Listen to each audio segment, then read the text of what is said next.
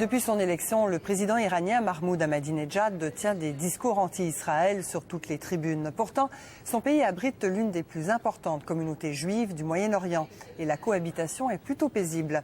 Voici en rediffusion le reportage d'Alexandra Chatska qui est allée voir ce que c'est que d'être juif dans cette république islamique. Mort à Israël, crie la foule de partisans de Mahmoud Ahmadinejad, le président iranien fraîchement réélu.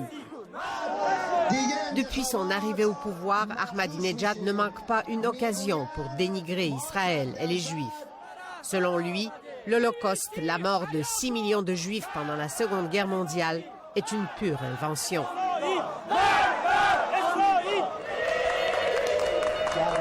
Tout près de cette foule en délire, dans une des 16 synagogues de Téhéran, Nathaniel, 13 ans, est en train de passer sa bar mitzvah.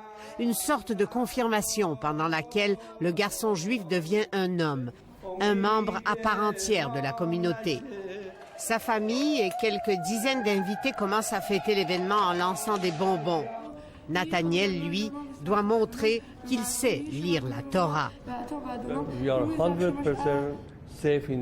Nous sommes en sécurité à 100%, dit ce médecin, président de la communauté juive d'Iran. Les autorités protègent nos synagogues et nos lieux saints. 22 000 juifs vivent aujourd'hui en Iran. C'est 4 fois moins qu'avant la révolution islamique de 1979. Mais malgré les envolées anti-juives du président, la communauté vit paisiblement, jouissant d'un statut de minorité religieuse et même d'un siège au Parlement. Ce n'est pas plus difficile d'être dans le commerce comme moi quand on est juif, dit ce bijoutier qui a pignon sur rue dans un centre commercial de la capitale.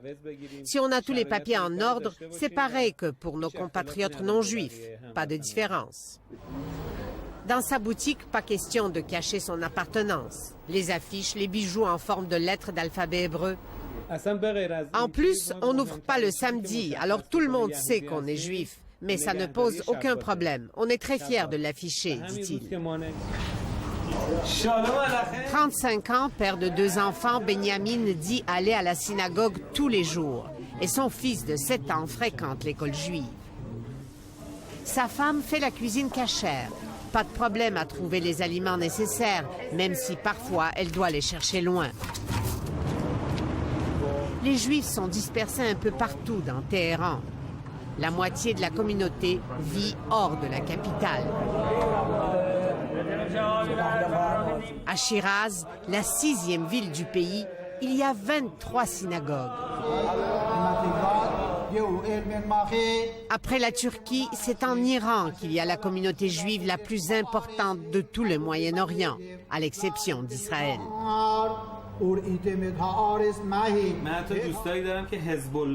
J'ai même des amis Hezbollah. Ils portent la barbe. En blaguant, ils m'appellent l'Israélien. Je les appelle les Hezbollah. Puis on rit. Mais on est des amis, dit-il.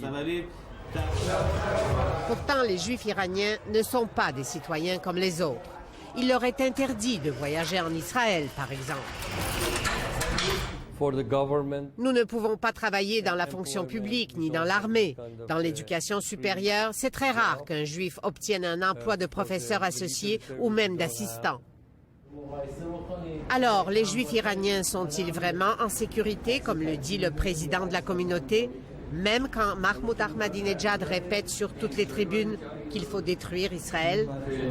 Israël, c'est un pays. Je ne suis pas israélien, mais je suis juif. Le gouvernement israélien sait faire la différence, dit le docteur Rafi. C'est une question difficile. Nous, on est juifs, mais on n'est pas sionistes.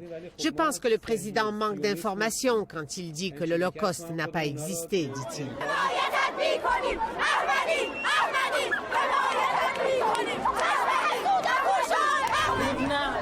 Les Juifs qui vivent sur la terre d'Iran depuis plus de 2000 ans doivent-ils avoir peur de leur président? Ou ont-ils raison de penser qu'ils sont en sécurité?